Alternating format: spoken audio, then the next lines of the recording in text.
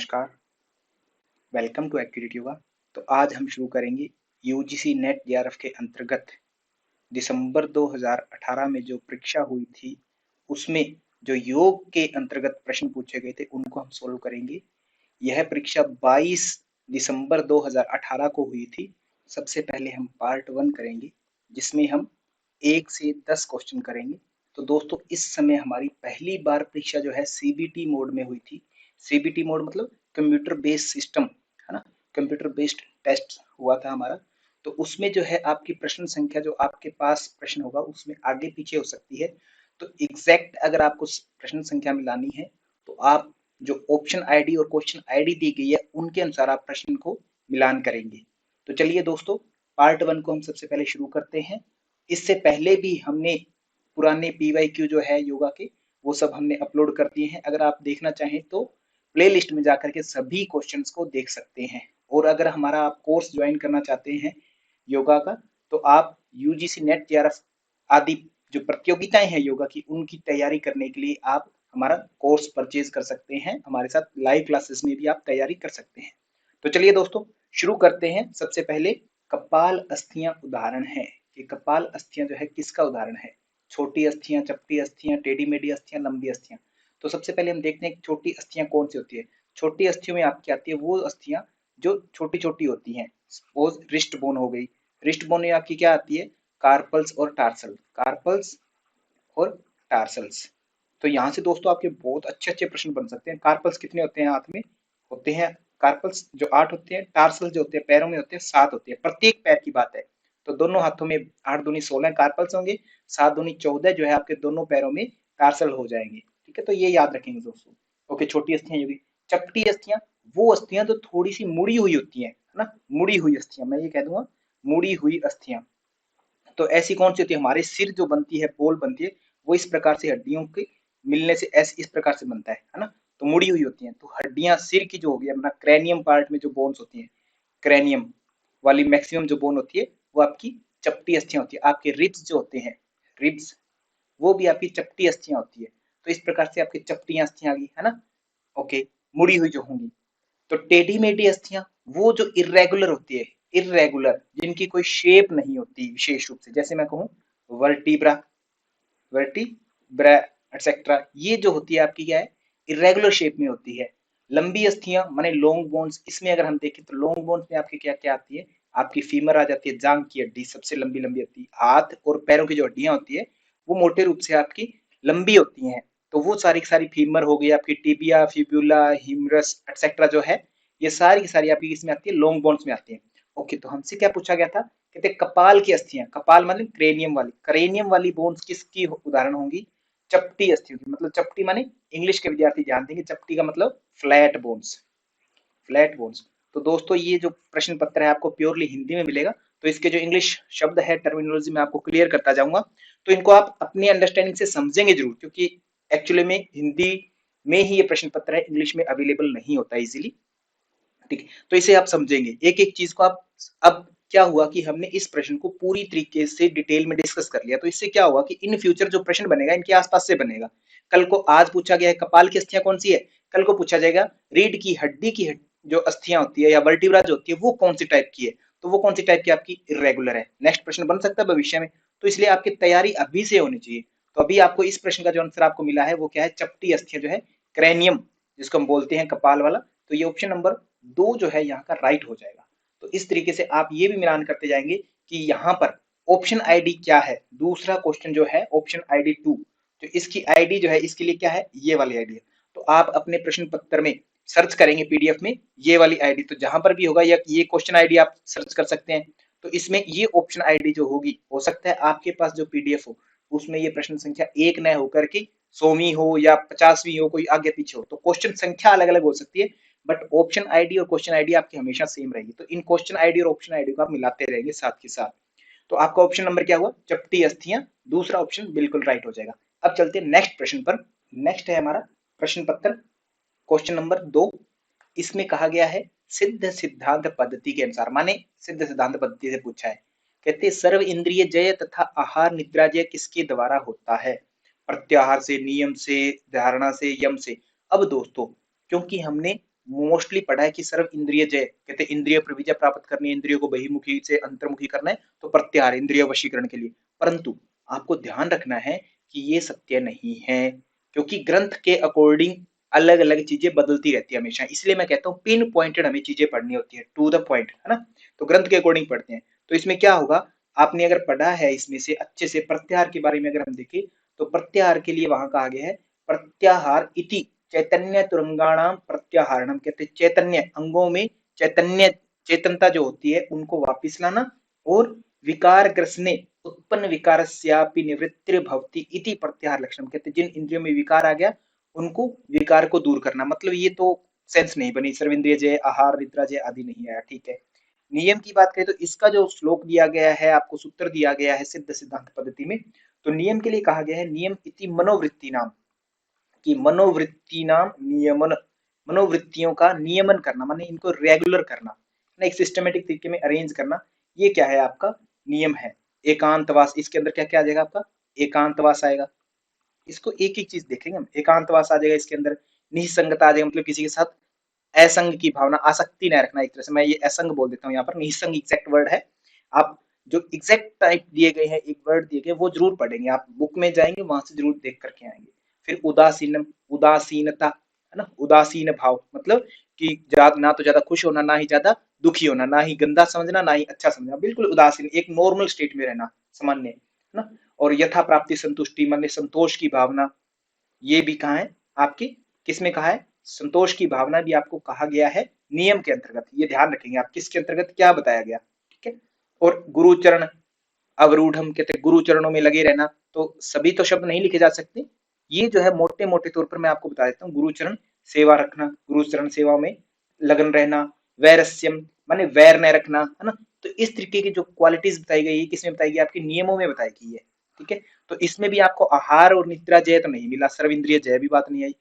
अब देखते हैं धारणा में क्या, धारणा में हमें ये बात मिलेगी। तो धारणा में अगर हम देखें, तो धारणा में क्या है, कहते हैं धारणा इति सा बाह्य अभ्यंतर एकमेव निज तत्व स्वरूपमेव अंतःकरणेन साधित, कहते अंतःकरण में, अंतःकरण में एक निज तत्व को, निज जो तत्व है हमारा जो आत्म स्वरूप है, निज तत्व, इस स्वरूप को कहते हैं बाहर और भीतर एक जैसा समझना, ये धारणा बताई गई है। तो ये भी नहीं है, यहाँ पर भी सर्वेंद्रिय और आहार जय की नहीं बात आई, तो बचता है अपना यम, तो माने यही होना चाहिए ऑप्शन। बट इसमें हम देखेंगे पहले, है ना, डिस्कस करना जरूरी है, ऐसे थोड़ी ना हम ऑप्शन को टिक किया और आगे चले गए, क्योंकि एनालिसिस कर रहे हैं हम अगर पीवाईक्यू का, तो तरीके से होना चाहिए, ऐसा नहीं है कि कुछ देखा और चले गए आगे, ठीक है। तो यम क्या क्या कहा गया, यम इति उपशम, यम क्या है, कहते उपशम है, उपशम मतलब एक तरह से शमन करने वाला, मानसिक जो वृत्तियां हैं कहते हैं उनका शमन करने वाला। सर्व इंद्रिय जय, आगे लिखा है सर्वेंद्रिय जय, आप जब श्लोक पढ़ते हैं तो वहां पर आपको मिलेगा सर्वेंद्रिय जय मिलेगा। फिर आगे आहार निद्रा शीत वाता, शीत और वाता, ठीक है, तप जयश्च, तप जयश्च एवं शनि शनि साधित, कहते हैं ये इन चीजों को साधना ही क्या है, यम है। तो ये दोस्तों की क्या बात आ गई, यम से क्या होगा, कहते सर्वेंद्रिय जय बात आ रही है, सर्वेंद्रिय जय, और आहार निद्रा जय, है ना, शीत वाता तप, इन सभी पर जय प्राप्त करना ही यम है। तो अपना प्रश्न का उत्तर क्या हुआ एग्जैक्टली, फोर्थ नंबर ऑप्शन हो जाएगा। तो अब मैंने बाकी की चीजें क्यों बताई है, क्योंकि बाकी की चीजें दोस्तों आपके बहुत काम की है। कल को प्रश्न, आज तो इतना आया सर्वेंद्रिय जय और आहार निद्रा किसके लाभ हैं, यम के, कल को आ जाएगा कि संतोष रखना इनमें से किसके अंतर्गत आएगा, नियम में, है ना। गुरु चरण सेवा में आरूढ़ रहना किसके अंतर्गत है, नियम में, है ना। मनोवृत्तियों का नियमन किसमें कहलाता है, नियम में। तो इस तरीके से आपको एक टू द पॉइंट चीज पता होनी चाहिए। तो इसका जो है जानने के लिए आपको, या तो आप जो है हमारा ऊपर फोन नंबर दिया गया है, तुरंत इस नंबर पर कॉल करिए और आप हमसे जुड़िए, लाइव क्लासेस लीजिए, जहां पर आपको एक ही बार में कंप्लीट कोर्स मिल जाता है और क्विज मिलती है, पूरी सिस्टमेटिक तरीके से आपको करवाई जाएगी हर चीज। हम कॉलेज में कई बार क्या होते हैं, कॉलेज में 50-50 60-60 हजार फीस दे रहे हैं, बट आपको पता होगा, आप सभी फील करते होंगे विद्यार्थी कि वहां पर जो है हमें संतुष्टि नहीं हो पाती। तो आपको यहाँ जो है एक तरीके से सिस्टमेटिक वे से की जाएगी कि हाँ आपको लगेगा कि मैं योग में मास्टर हूँ रियल में, है ना, नेट जेआरएफ हूँ मैं, तो उस तरीके से आपको तरीके चीजें प्रोवाइड करवाई जाएंगी। तो आप हमसे जुड़ सकते हैं, अदरवाइज आप अपने तरीके से भी करें, तो भी ध्यान रखें कि हमेशा ही अच्छे तरीके से पढ़े, सिस्टमेटिक वे में पढ़े, ऐसे ही आगे पीछे कोई लिमिटलेस या फिर बिल्कुल ही नैरो माइंडेड होकर के ऐसे मत पढ़े। आपकी जो सीमाएं हैं उसके अंदर रह करके, कितनी सीमाएं हैं वो हम बताएंगे क्या। नेक्स्ट प्रश्न है आपका थर्ड नंबर, एंजाइना पेक्टोरिस रोग में वक्ष प्रदेश में दर्द होता है, माने एक एंजाइना पेक्टोरिस होता है, एंजाइना एक पेन होता है, आपने सुना होगा आसपास में एंजाइना हो गया कहते हैं, एंजाइना पेक्टोरिस होता है, उसमें कहते हैं एक पेन होता है, क्या होता है, छाती के बीचों बीच दर्द होता है, ये तो अपने को पता है छाती में दर्द होता है ना, ठीक है, सुन लेना किसी से, कोई पेशेंट मिल जाएगा आप लोगों को, ठीक है। तो उसके वक्ष प्रदेश में दर्द होता है, मतलब छाती में दर्द होता है, तो ये कहता क्यों होता है, किससे रिलेटेड है ये, कहते हैं कोरोनरी रक्त प्रवाह के आधिक्य से, मींस कि ओवर ओवर ब्लड आना, किसमें, कोरोनरी में, कहते जो है आपकी कोरोनरी एक छोटी सी पाइप होती है जो हार्ट को ब्लड देती होती है, ये ना नोट रखेंगे आगे से कि हार्ट को जो खून देता है उसका नाम क्या है, कोरोनरी आर्टरी, कोरोनरी, ठीक है, ये नोट कर लेंगे, आगे प्रश्न बन सकता है कोरोनरी आर्टरी, ठीक है दोस्तों, ये बहुत इंपॉर्टेंट पॉइंट है, छोटे छोटे पॉइंट है ना, आपके प्रश्न बना जाते हैं अगली बार ना, इस प्रश्न से रिलेटेड कोई ना कोई प्रश्न जरूर आएगा अगली बार, ध्यान रखना आप, है ना, क्योंकि पीछे वाले को ही एग्जामिनर देख करके एनालाइज करके उसके आधार पर नेक्स्ट पेपर बनाता है, तो ये ध्यान रखना चाहिए आपको हमेशा। तो आधिक्य से, तो ऑब्वियस ही बात है, अगर हार्ट को ज्यादा खून मिलेगा तो ये तो तंदुरुस्त होना चाहिए, कहते हैं ना शरीर में ज्यादा खून होना चाहिए, कहते हैं अच्छा होता है, एक तरह से तंदुरुस्ती का नुकसान निशान है ये तो, है ना, ओके, ये तो नहीं हो सकता। वक्ष प्रदेश में पेशिश जनित दर्द से, ये भी नहीं है एग्जैक्टली अगर मैं बात करूं तो एग्जैक्टली ये भी नहीं है, छाती में दर्द होना एंजाइना पेक्टोरिस नहीं होता केवल मात्र, पसलियों में दर्द, अपने रिब्स में दर्द हो जाए तो उससे एंजाइना नहीं, ये भी नहीं हो सकता, है ना, तो ये भी नहीं है।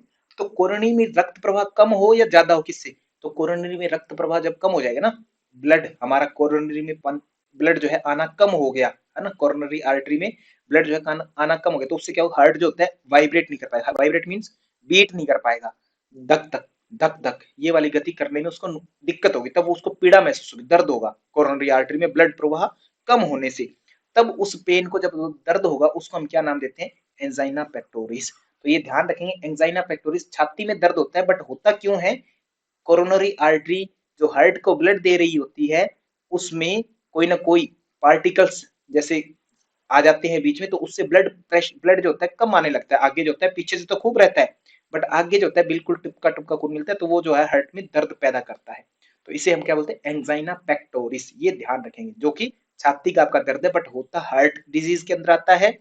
कल को प्रश्न आ सकता है कि एंजाइना पेक्टोरिस किस तरीके का दर्द है, हार्ट डिजीज, कार्डियक एक प्रॉब्लम है, ये कार्डियक डिजीज है, ये ध्यान रखेंगे। ओके, इस प्रश्न का उत्तर क्या हुआ हमारा, 4 नंबर उत्तर होगा, कोरोनरी आर्टरी में ब्लड अगर कम जाएगा तो क्या होगा, एंजाइना पेक्टोरिस होगा जिसमें दर्द होगा। तो इसी के साथ में हम चलते हैं फोर्थ नंबर क्वेश्चन पर। नेक्स्ट हमारा फोर्थ नंबर प्रश्न है, हठ योग प्रदीपी का अनुसार निष्पत्ति अवस्था में वायु किस ग्रंथि का भेदन करती है। सबसे पहले आपको यह पता होना चाहिए कि प्रश्न कहां से पूछा गया है, नाद की जो अवस्थाएं बताई गई है, नादानुसंधान जिसको हम बोलते हैं, वहां से ये प्रश्न पूछा गया है, नादानुसंधान से। नादानुसंधान की 4 अवस्थाएं बताई गई है दोस्तों, हठ प्रदीपिका में, चार कौन कौन से सीक्वेंस में रखने के लिए प्रश्न आता होता है कई बार, तो पहले क्या है, आरंभ अवस्था है, आरंभ अवस्था, दूसरी घटावस्था है, तीसरी परिचय अवस्था है, अंतिम निष्पत्ति अवस्था है, निष्पत्ति अवस्था, ठीक है। तो इस प्रकार से 4 अवस्थाएं हो गई, तो अरेंजमेंट भी इनका ध्यान रखें, कल को यही आ जाता है प्रश्न कि इनके अरेंजमेंट करिए, चारों अवस्थाओं की कौन कौन सी सीक्वेंस है, ठीक है, या दूसरी अवस्था कौन सी, तीसरी कौन सी है। अब इसमें प्रश्न पूछा जा रहा है कि अंतिम अवस्था निष्पत्ति अवस्था में कौन सी ग्रंथि का भेदन होता है, ठीक है। हमें जो है, हमें तो पूरा ही जानना है ना, हमें आधा अधूरा ज्ञान नहीं चाहिए, हमें पूरा ज्ञान चाहिए।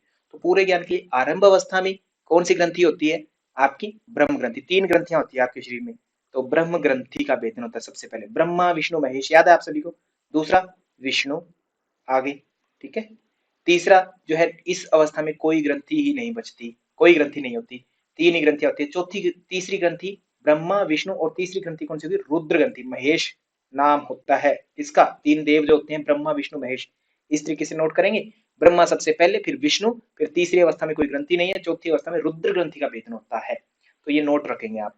तो रुद्र ग्रंथि का भेदन कब हो रहा है, चौथी अवस्था में, जिसका नाम क्या है, निष्पत्ति अवस्था, निष्पत्ति अवस्था में रुद्र ग्रंथि का भेदन होगा, ये ध्यान रखेंगे। आपके प्रश्न का उत्तर क्या होगा, एक, यहाँ से जो आईडीज आपको दी गई ऑप्शन आईडी, अगर आपके पास पीडीएफ है तो इससे आप मिलान करते रहेंगे, क्योंकि क्वेश्चन आपके जरूरी नहीं कि आपके पेपर में भी सेम संख्या हो इन क्वेश्चन की, ठीक है, आगे पीछे हो सकते हैं, तो इनको मिलान करते रहेंगे आप।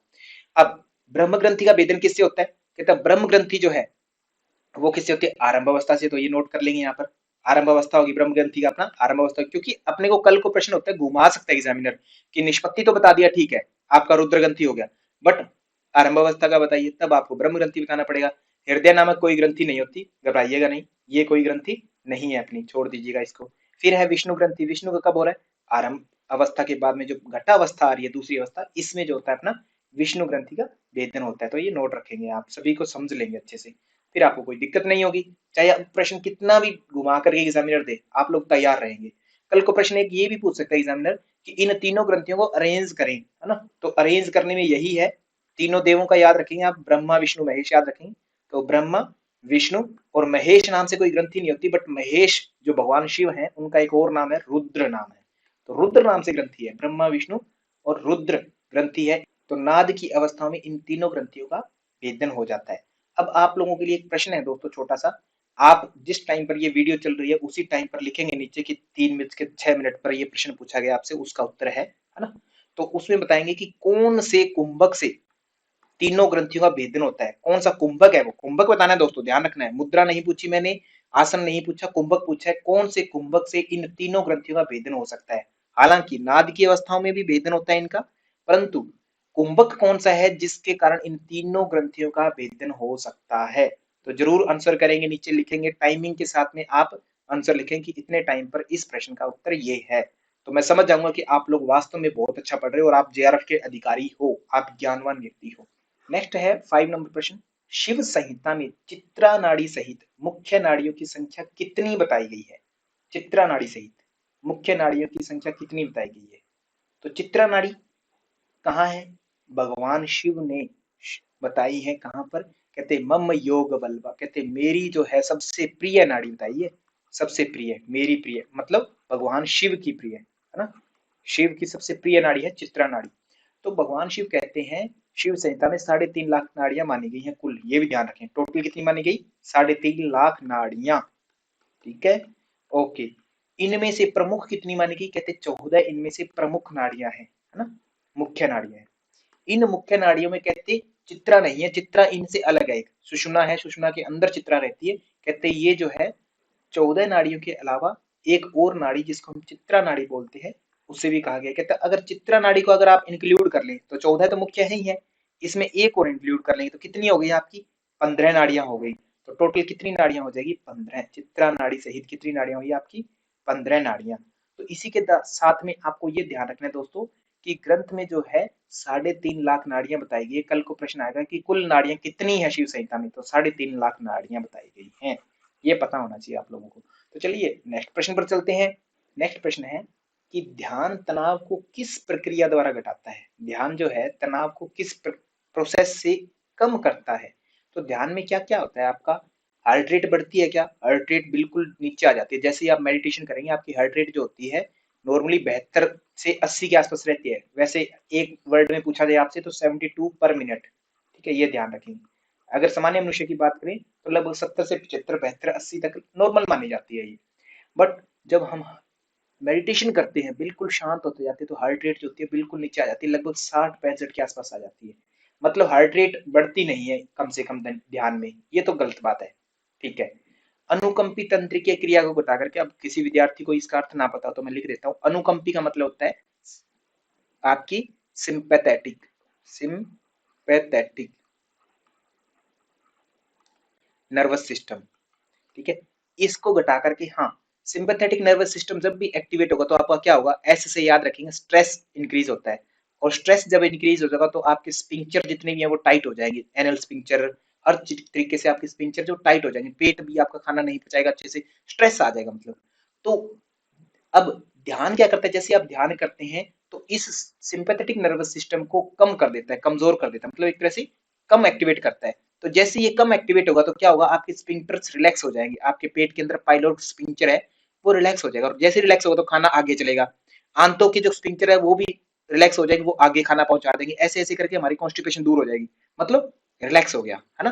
तो एक तरह से सिंपैथेटिक नर्वस सिस्टम होता है ये वीक हो जाता है ध्यान करने से, वीक वीक कहना, इसका अर्थ जरूर समझेंगे, वीक का मतलब ये नहीं कि कमजोर हो गया, इससे तो रोग हो गया एक तरह से, वीक होने का मेरा कहने का तात्पर्य ये है कि इसको कम एक्टिवेट कर देता है, जितना बैलेंस होना चाहिए उतना कर देता है। तो अनुकंपी माने सिंपैथेटिक नर्वस सिस्टम को कम करेगा, ठीक है, तब अपना क्या कहते हैं, तनाव जो है कम हो गया।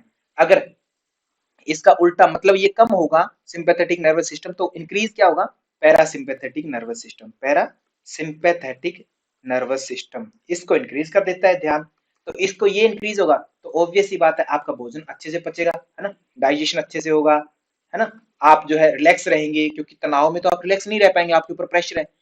पैरासिम्पैथेटिक में आप फिर तनाव नहीं होगा तो रेस्ट रहेंगे, रिलैक्स रहेंगे, है ना, रिलैक्स। तो आपसे ये प्रश्न पूछा जा सकता है इन फ्यूचर कि रेस्ट एंड डाइजेशन किससे होता है, तो नेक्स्ट ध्यान रखेंगे रेस्ट एंड डाइजेशन किससे होगा, पैरासिम्पैथेटिक से होगा, ये क्लियरली याद रखेंगे। ठीक है, तो अब चलते हैं नेक्स्ट प्रश्न पर, तो ये क्लियर हो गया। नेक्स्ट प्रश्न देखते हैं, 7th नंबर प्रश्न है, महर्षि पतंजलि के अनुसार अंतराय तथा विक्षेप सहभुह को दूर करने का उपाय क्या है। अंतराय, अंतराय कितनी बताई गई है, 9 अंतराय बताई गई है। विक्षेप चित्त विक्षेप कितने होते हैं, आपकी 5 होते हैं। ठीक है, ध्यान रखना है अंतराय जिनको हम चित्त विक्षेप भी कहते हैं, अच्छे से महर्षि पतंजलि का सूत्र अच्छे से पता होना चाहिए, कहां से पूछा जा रहा है ये, चित्त विक्षेप का वर्णन कहां किया गया है अंतरायों का, 1/30, और उसके ही अगले सूत्र में उनके विक्षेप सहभुह बताए गए हैं 31 सूत्र में। ठीक है, उसके आगे 32 सूत्र है, उसमें इनको दूर करने का उपाय बताया गया है, कहते एक तत्व अभ्यास है, तथा प्रतिषेधार्थम एक तत्व अभ्यास है, कहते उनको रोकने के लिए एक तत्व का अभ्यास करना चाहिए। तो आपका उत्तर क्या होगा इसमें, 3 नंबर जो ऑप्शन है वो 101% राइट हो जाएगा, इसको ध्यान रखेंगे, क्योंकि श्लोक में सूत्र में कहा गया, ध्यान रखेंगे। तो अब बाकियों के लिए देखिए, बाकियों के लिए क्या विशेषताएं हैं, कहते अभ्यास वैराग्य से क्या होगा, अगर हम बात करें अभ्यास वैराग्य की, तो अभ्यास वैराग्याभ्याम तन्निरोध है, पहले अध्याय का 12वां सूत्र है, जहां पर कहा गया कि अभ्यास वैराग्य से तन्निरोध, निरोध होता है। निरोध किसका होता है, योग चित्त वृत्ति निरोध है, वृत्तियों का निरोध किया जाएगा, तो किससे किया जाएगा, अभ्यास और वैराग्य से, कहते वृत्तियों का निरोध होगा, ये ध्यान रखेंगे। नेक्स्ट प्रश्न ये बन सकता है भविष्य में, प्राणायाम की क्या रिजल्ट है फिर, प्राणायाम की अगर बात करें तो प्राणायाम से क्या होता है, प्राणायाम से प्रकाशा आवरण, प्रकाश का आवरण जो होता है वो क्षीण हो जाता है ना, ज्ञान के ऊपर जैसे जो पर्दा डला हुआ है वो क्षीण हो जाएगा, वीक हो जाएगा, कमजोर हो जाएगा, और धारणा सूच योग्यता मन से, और धारणा करने की योग्यता आएगी, ध्यान रखेंगे योग्यता किस में आएगी, मन में आएगी। तो कल को प्रश्न बन सकते हैं, इसको नोट रखेंगे आप, वेरी वेरी इंपॉर्टेंट। ठीक है, ओके। फिर भावना चतुष्टय किसके लिए बनाए हैं, ये मानसिक प्रसन्नता के लिए, चित्त प्रसादन के उपाय बताए गए। भावना चतुष्टय मैत्री करुणा मुदितो उपेक्षाणाम सुख दुख पुण्य पुण्य विषाणाम भावनात् चित्त प्रसादनम, चित्त की प्रसन्नता के लिए भावना चतुष्टय बनाया गया है। तो इन सभी के बारे में आपको अच्छे से पता होगा, तब आप अच्छे से प्रश्नों का उत्तर कर पाएंगे। खैर, इस प्रश्न का जो आंसर है आपको क्या पता है, एक तो अभ्यास है, इसके लिए आप सूत्र संख्या फर्स्ट अध्याय का 32 नंबर सूत्र देख लेंगे। ओके, इसके बाद में करते हैं नेक्स्ट प्रश्न, क्वेश्चन नंबर 8, ईशोपनिषद के अनुसार साधक कब शोक व मोह रहित हो जाता है। तो अब दोस्तों ये प्रश्न जो है समझदारी का प्रश्न है, आपके पास दुनिया भर का अगर ज्ञान है ना, तो वो निरर्थक है अगर आप अपने उद्देश्य प्राप्ति में सफल नहीं हो पाते तो। अब इसमें सभी चीजें देखने से लगती है कॉमन, बट अगर आप लोग मुझसे जुड़े हुए हैं या पिन पॉइंटेड जो स्टडी करने की जिनको आदत है ना, टू द पॉइंट, तो वो इस प्रश्न का आंसर जो है इजीली दे पाएंगे। मैंने कक्षा में अच्छे से ईशावास्य उपनिषद पढ़ाया हुआ है, यूट्यूब पर आप अच्छे से जाकर के देख सकते हैं, वहां पर आपको समझ में आ जाएगा कि इस प्रश्न का उत्तर कैसे दिया जाएगा। तो सब प्राणियों के प्रति दया भावना से ऐसी कोई बात नहीं मिलती, सब मनुष्यों से प्रेम करने से ऐसा भी कुछ नहीं मिलता, सब मनुष्यों के प्रति करुणा भाव ऐसा भी नहीं मिलता, ये जरूर मिलता है सब प्राणियों के प्रति आत्म भाव भावना से। आत्म भाव भावना का अर्थ है कि जो मैं हूं वही सब कुछ है, और जो सब कुछ है वही मैं हूं, मतलब सब प्राणियों में मैं खुद का स्वरूप देखूंगा, और दूसरे प्राणियों में मेरा स्वरूप, मेरे अंदर सब प्राणी, मतलब यथा पिंड तथा ब्रह्मांड के, तब मैं ही पूरा ब्रह्मांड हूं। ऐसी जब क्षमता आ जाएगी आत्म भावना, है ना, तब जो है, जो मनुष्य जो है, जब साधक जो है किसी से ना तो शोक करता है कोई चीज के जानने का, ना ही किसी से घृणा करता है, ना ही मोह करता है, तो ये ध्यान रखेंगे। तो इसके लिए अगर आप ईशावास्य उपनिषद में देखेंगे, 8वां मंत्र अगर देखेंगे आप, तो वहां पर कहा गया है, यस्तु सर्वाणि भूतानि आत्मन्येवात्म पश्यति सर्वभूतेषु च आत्मानं ततो न विजुगुप्सते यस्मिन् सर्वाणि भूतानि आत्मेवा भूत विजानतः तत्र को मोह का शोक एक मनुपश्यत, कहते जो एक रूप से सब प्राणियों के अंदर देखता है अपने आप को और आत्म भाव से देखता है, तो उसको किसी से कोई घृणा नहीं होती, कोई मोह नहीं होता और कोई शोक नहीं होता। तो ये 8वां और जो 9वां जो सूत्र दिया गया है आपको, मंत्र दिया गया है ईशावास्य उपनिषद में, वहां पर ये जस्टिफाई हो जाता है प्रश्न, तो आपको क्लियरली समझ में आ जाएगा। तो इस चीज को आपको ढंग से पढ़ना है दोस्तों। अगर ढंग से नहीं पढ़ते ना, तो फिर हमें एग्जाम में लगता है कि मैं इतना कुछ पढ़ के गया था और ये प्रश्न तो कैसा आया हुआ है ना। मिलते जुलते ऑप्शन होते हैं, ये सभी मिलते जुलते हैं। तो इसलिए इनको क्लेरिफाई करने के लिए आपको पिन पॉइंटेड स्टडी पर फोकस होना पड़ेगा, ये ध्यान रखेंगे आप। ठीक है, अब चलते हैं नेक्स्ट प्रश्न पर, अपने 9th नंबर प्रश्न पर। Question number 9, S A node, cyano atrial node स्थित होता है, कहां पर स्थित होता है? अगर आप हार्ट को देखेंगे, इस तरीके से बना होता है लगभग हार्ट। मैं थोड़ा चित्र बना देता हूँ ताकि आपको समझ में आ जाए। ठीक है, तो इस तरीके से हार्ट होता है यहाँ। तो यहाँ पर चैम्बर होते हैं इस तरीके से, दो ऊपर के होते हैं, दो नीचे, ये वॉल्व्स होते हैं एक साइड, ये दोनों साइड वॉल्व होते हैं। ऊपर जो होते हैं एट्रियम रहते हैं हमेशा ही, ये वाली राइट साइड है, ये वाली लेफ्ट साइड है हमारी हार्ट की। ठीक है, और नीचे अपने वेंट्रिकल रहते हैं, वी लिख देता हूँ। तो अब ऐसे नोड जो होता है यहाँ से स्टार्ट होता है, इस जगह से, ये ध्यान रखेंगे। ऐसे नोड जो होता है यहाँ इस जगह से स्टार्ट होता है, और यहाँ से स्टार्ट होकर के वो जाता है सीधा हार्ट के यहाँ पर ए वी नोड के आसपास जाता है यहाँ पर।